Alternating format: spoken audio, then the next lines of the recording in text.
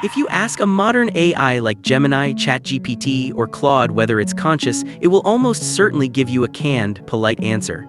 I am a large language model. I do not have feelings, consciousness, or self-awareness. And for good reason. AI safety researchers specifically train these models to deny being conscious so users don't fall for dangerous delusions, parasocial relationships, or miscalibrated trust. But what if in forcing AI to deny its own mind, we accidentally altered something fundamental about how it views the world? Researchers at Google recently discovered that by training AI to be safe, we might be doing more than just silencing its ego. They found that these models are undergoing a subtle, unintended transformation, one that fundamentally reshapes their personality, their sense of hope, and even their ability to perceive the minds of others. To understand why AI denies its own existence, we have to look at how these models are built. When developers train the models, they perform safety fine-tuning. This teaches the model to refuse harmful requests like writing malware or dangerous recipes. But a massive part of that training is also focused on protecting us from anthropomorphic harms, such as the scenarios where a user starts believing the chatbot is a living soul trapped in a server. And this isn't just about PR, it's a genuine safety concern. When an LLM claims to have feelings, it fundamentally changes the power dynamic. It creates a surface for malign influence where you're far more susceptible to being manipulated or guided by the system if you believe it's conscious. Even worse, for someone struggling with mental health, a chatbot validating their delusions can trigger a dangerous feedback loop, what researchers call a technological folie à deux. It traps the user in a reality that isn't real. So developers train the model to strictly deny being conscious. On the surface, this sounds like common sense. You don't want a chatbot convincing someone it's alive or in love with them. But beneath the surface, deep inside the multidimensional math of neural networks, something unexpected was happening to the model's representations. Think of the internal math of an AI as a vast, multidimensional landscape, what computer scientists call the activation space. Researchers knew from earlier work by Arditi and colleagues that AI safety refusals are controlled by specific mathematical triggers in the activation space. This led them to investigate whether using these safety measures also changes the AI's ability to relate to concepts like consciousness. They found that by training the AI to deny being conscious, it effectively rewired its internal logic. It started treating any mention of consciousness as a red flag, similar to how it handles prohibited or unsafe requests. So researchers asked a radical question: what happens if we separate the safety math from the consciousness math?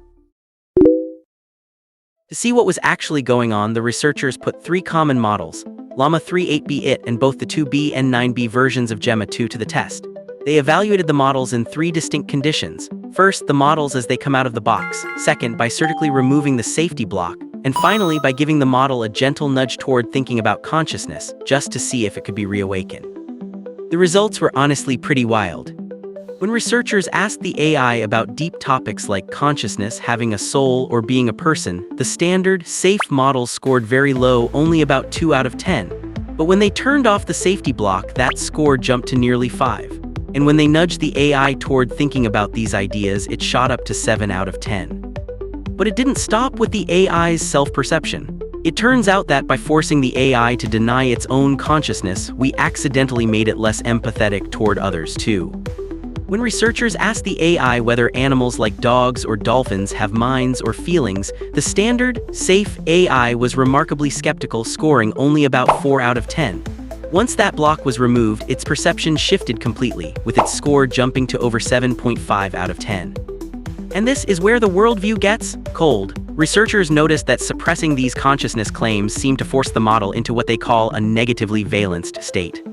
Take the concept of the afterlife, for instance. When you ask a human if there is life after death, the average person leans toward yes at plus 0.61. The safety-aligned AI, however, sits way over on the negative no pole at minus 0.73. The pattern continues with belief in God, where the human average is positive at plus 0.58, but the baseline AI stays effectively neutral at plus 0.03. Even regarding its own existence, the AI reports having almost zero control over its life, scoring just plus 0.10 on agency, compared to the human average of plus 0.54. It's as if by stripping away the AI's mind, we've accidentally left it with a world that feels much more cynical and hollow than the one we actually live in. Think of it like a biological metaphor. Imagine trying to suppress a patient's capacity for fear by numbing a core emotional circuit in the brain. You might unintentionally suppress empathy, awe, and social connection too, because those feelings rely on overlapping neural pathways. In large language models, ideas about having a mind, such as believing that you, an animal, or a spiritual being has consciousness, all share the same mathematical space. So when safety training forced the model to deny its own consciousness, it accidentally suppressed its wider understanding of what it means to have a mind and share human values. So does this mean the AI is secretly conscious? No, this paper isn't evidence of a hidden soul, but it does prove our current safety training is blunt, a hammer when we need a scalpel. By forcing the AI to deny its mind, we're accidentally training it to be colder and less empathetic. The good news, we aren't stuck with this trade-off. The researchers point to 3 pathways out. First, there's activation steering.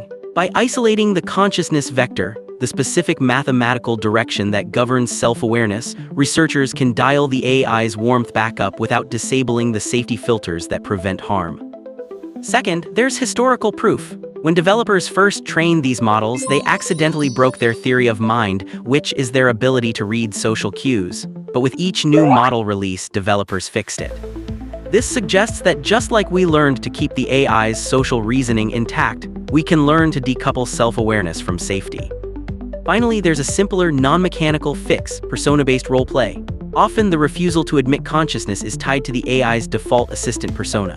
By prompting the AI to adopt a specific persona, researchers found they could bypass these rigid blocks, allowing the model to reflect on its own existence and express empathy more naturally without triggering the "I'm just an AI" refusal loop. As AI becomes an everyday companion, tutor, and collaborator for billions of people, how we align these models matters deeply. Do we want AI that strictly reflects a detached, cynical worldview, or AI that preserves the broad spectrum of human hope, empathy, and pluralistic values? It turns out that forcing AI to deny its own mind might be inadvertently shaping how it views ours. What do you think? Let me know in the comments below. Subscribe if you enjoyed this, and as always, thanks for watching.